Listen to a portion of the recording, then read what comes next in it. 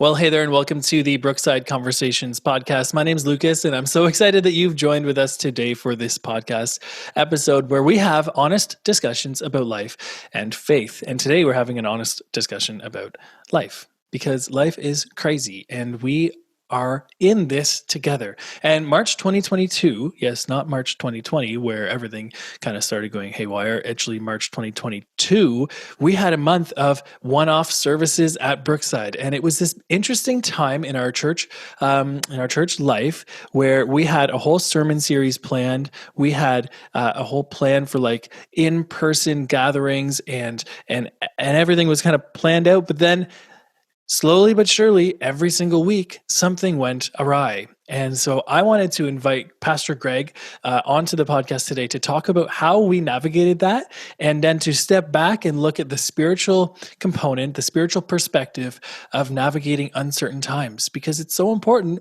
And somehow we got through it. And it's by God's grace and by God's provision in our life and by God's direction and even just his leading. And we somehow kind of kept up with him. And we were so excited that we were able to still bless people, and we saw God do an amazing work in and through his church.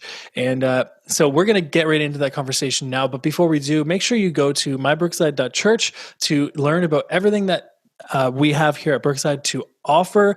We just want to help develop fully engaged followers of Jesus Christ, because Jesus is worth following, and he is God, and he has a plan and purpose for your life, and we want to help you explore that faith in Jesus. So we do everything we can to help develop fully engaged followers, and part of that is even this podcast. So we're thankful that for you listening. Make sure you go and subscribe or follow wherever you listen to this or watch this video, and really, really excited to bring to you this conversation with Greg McRobbie on how to navigate really uncertain times. Well, hey, Greg, thanks so much for being on the podcast with us today. Glad to be here. Looking forward to it. Yeah. Today is a bit of a one-off because it was on my heart last week to maybe bring some people into some of the leadership / the crazy pivots and changes that we've had to navigate over the past really since the first week of March. There was, and this is, you might not listen to this in real time, but if you are, then you're tracking along. And if not, this is a good little, maybe a diary entry for how crazy the world has been in 2022. Yeah, it's funny that you use the term one-off, because March was an entire series of, like it could have been a series called One-Off. Exactly. And so I want to bring people up to speed with some of the things that I'm just thinking about. And then I want to talk about how we can kind of learn to, we want to talk about what we have done to navigate changes and pivots, and then take a big step back to like, how do you do that in life, and even the spiritual side of it. So not that church is all about Sunday morning, because it's not. It's that Sunday morning is a great place for us to gather together for worship, community, and for like growing as kind of everyday missionaries. Yep. That's what Sunday mornings are. And but they do make up a good part of what kind of the organized church experience is all about. And in March 2022, we had a whole series planned. What was the series called again? Surprise! And it turned out to be, surprise, you're not doing the series. Yeah. So I have in front of me some of the things that happened. March 6th, there was a snow day, and we had never done that before, but we just felt it was a safe thing to do, and we had prepared for at least one snow day in the season, so we went online only. Then March 13th, so my wife and your wife both tested positive for COVID. Yep. And so luckily we had some pre-recorded stuff ready to go for that week. Mm-hmm. So we went pre-recorded for that week. We still had another one-off. Then on March 20th, I think you were sick that week. I think by that time you had tested positive as well. I had kind of recovered, but that was the week that was planned for my holiday. Gotcha. So I was No, I doing the think that was the next staycation week thing. because this Was it? week, this was the Oh one yeah, that, you're right. yeah, because Yeah, this crazy. So this is the one where, that's right. I was positive. I yeah. had tested positive. Yeah. So I think you were on the mend, but it was still like Mhm. you were still kind of lingering sickness. So Yeah. Jim put together a sermon that week, pre-recorded, Hmm. and then on March 27th, you were away on holiday. So it was sort of normal, but there were other changes also within all of that. Yeah. March 20th, so the March 20th, the kids programming started up again. In person on Sunday mornings. And March 27th, there was the mandate for masks was lifted. So all these little changes, big changes, and the worship team, the band members, there was huge changes in those just based on people being sick and away and all this stuff. So it was like, wow, this is just crazy. All the One changes that after are another, happening. right? Yeah. All of Hold that on to to your say, hats. it was a hold on to your hats moment. And I just sometimes the person who comes to church or is part of Brookside will maybe hear leaders saying, "Wow, that was a crazy month," but they might not know all of the behind the scenes stuff. So I just wanted to Hmm. share there was a lot of kind of crazy things that happened last month. Yeah.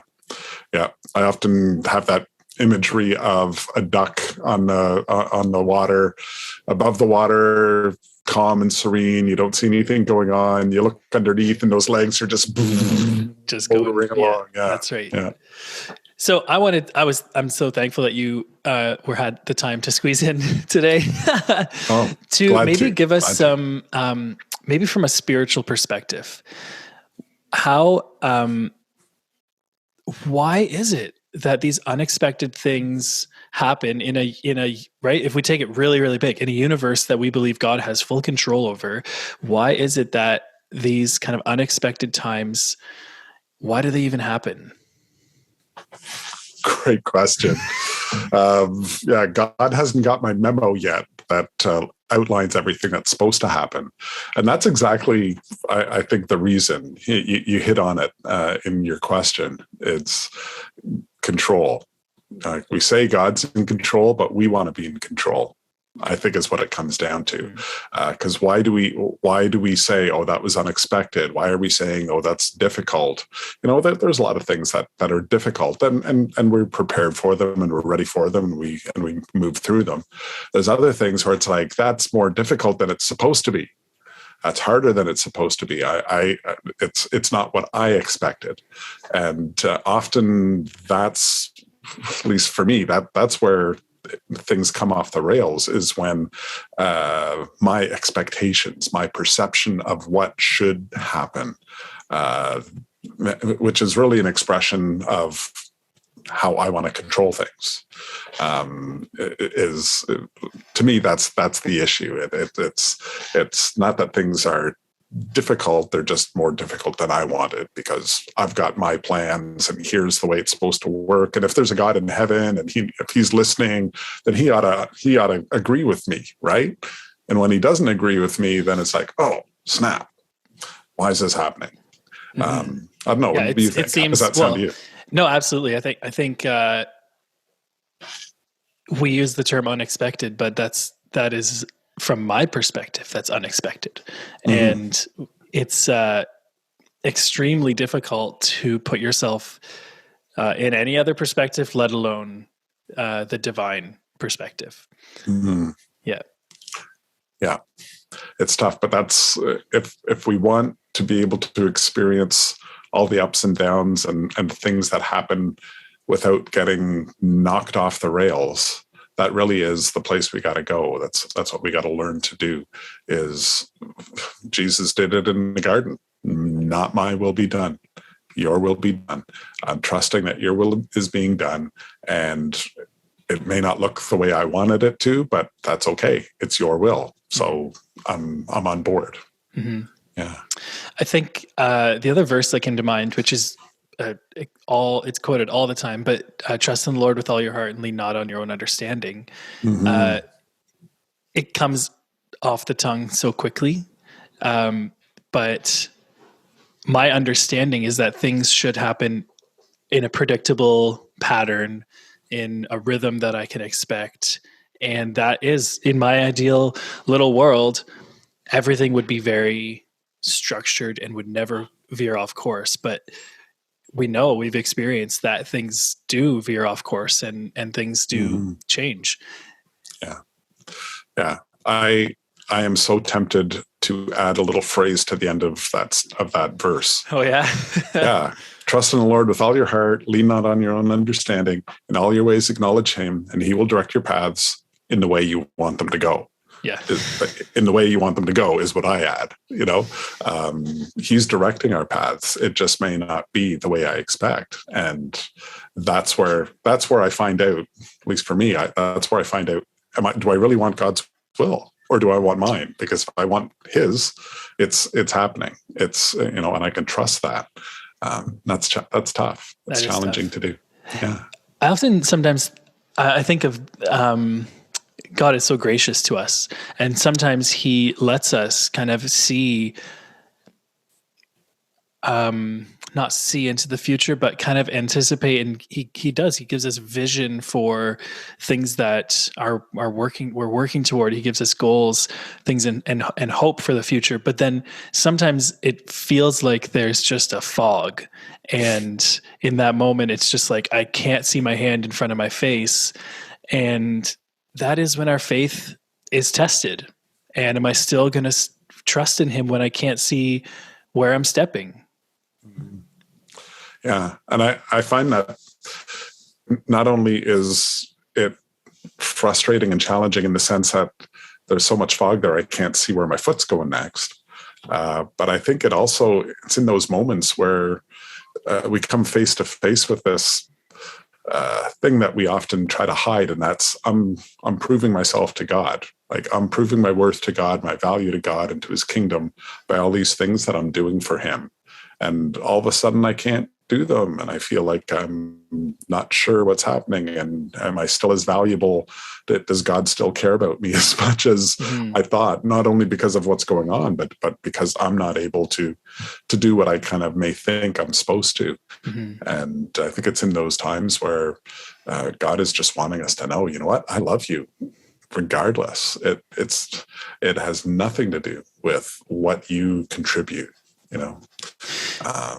in your sermon yesterday, which we're probably going to circle back to this whole sermon series, because it's in a month or so, we'll circle back to it. But you were talking about something that really struck me was you were talking about how the disciples had heard Jesus say time and time again, I'm going to give my life for my children.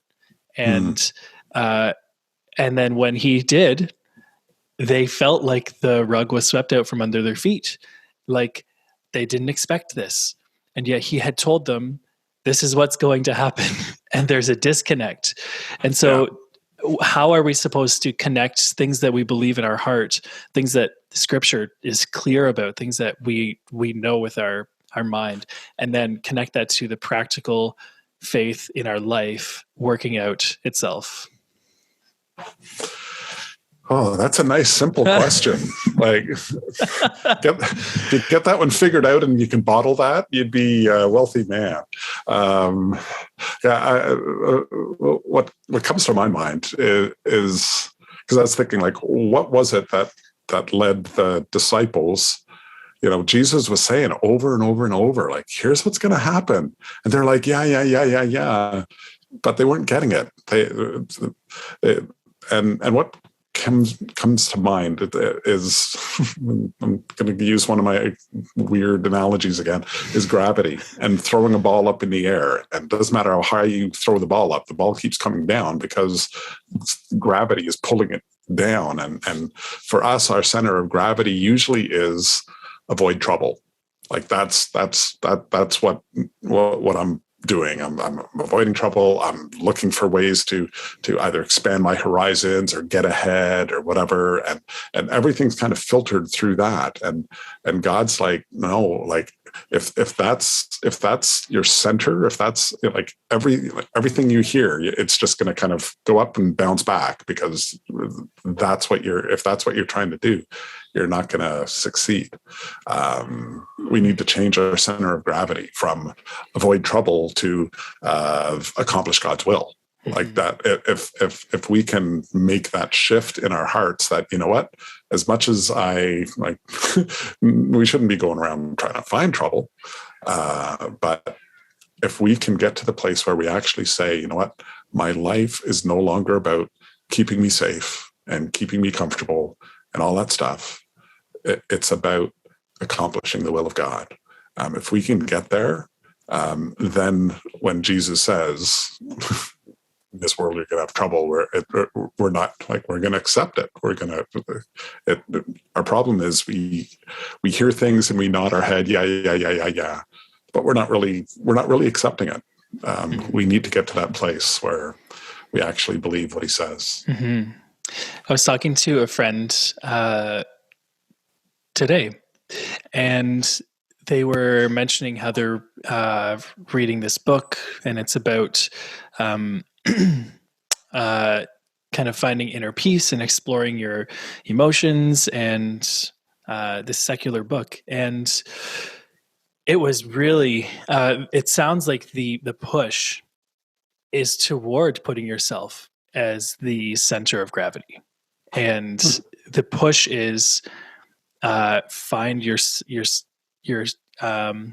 core, your grounding, and put all that on yourself, which, as I'm saying, I'm like, that sounds like a lot of responsibility for myself, and I'm going to crumble under that if I am the center. And what's really challenging is that you go, if you're really relying on yourself and your plans and your what you expect to happen, then when March 2022 comes around and throws a ton of curveballs, all the plans are out the window. Like, you feel the responsibility of it. You feel the resentment. You might like all that, this whole host of emotions, but it's because all things are not yourself. going the way they're supposed to, and it's making me look bad or feel bad or whatever. Totally. Yeah. So as a church, how can we exemplify? Like, how can we be? And I'm just asking a question. Like, how can we be in our daily routine, and as a church, how can we be exemplifying, hey, like, this is not about me, my plans, the normal, quote unquote, normal methods of ministry, or, how can we be exemplifying what it looks like to trust God through extremely uncertain times? Yeah. I think that's a critical question. And it really comes down to, for me, it comes down to that question of who am I really living for? Where am I finding my hope? We earlier, you mentioned Proverbs 3, 5, and 6, trust in the Lord with all your heart. The line that our culture is feeding us, and it sounds like the book that your friend is referring to, this is exactly what they're saying. Like, look deep inside yourself and find your true thing, and live that out and express that, and don't listen to anybody else. And the funny thing is, you're listening to that person telling you what to do, saying don't listen to anybody tell you what to do, but you're actually listening to them by doing it. Like, we're all listening to somebody. We're all finding meaning and value somewhere. And the question is, who's a better source for your meaning and value, yourself or the God who created you and knows everything and loves you and has a plan? Like, I know who I trust more. Yeah. Like, it's to me, it's a no-brainer. Yeah. But especially for people who are in kind of the Christian culture, we're on the one hand, we're hearing what God says, but on the other hand, we're hearing what, every time you turn on Netflix and watch a movie, you're being told how to view yourself and how to view the world and everything else. And it's just, we have to be very intentional about whose voice we listen to, and why we listen to who we listen, I think.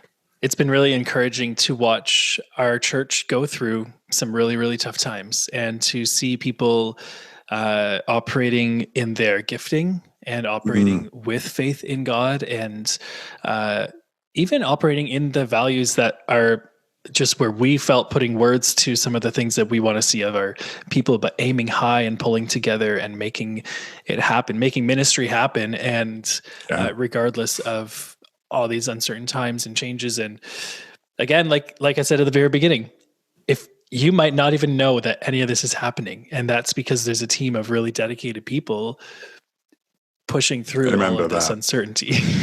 we've got an amazing team. I totally agree. We've got people who are committed to doing the hard work and slogging through and figuring out, like, it's hard enough to do ministry when everything is normal and everything is just kind of keep the ball rolling. But the landscape has changed so frequently, and often our team leaders don't even know who's on their team still. Yeah. And yet they're continuing to do it. Like, it's kudos to them. Like, we've got an amazing team. Yeah. Yeah.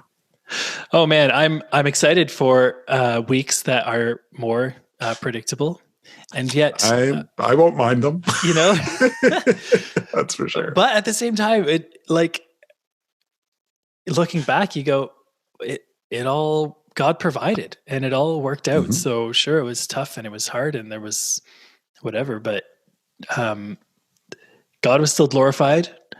His church was still edified, and and people still pulled together, and life change is still happening. So as much as part of me is like, I hope that never happens again, maybe it will. Yeah, you never know what's around the corner. But, and that was one of the things we talked about on Sunday, is that when we're grounded in the right thing, when we're focused on a relationship with God, it really doesn't matter what's coming around the corner.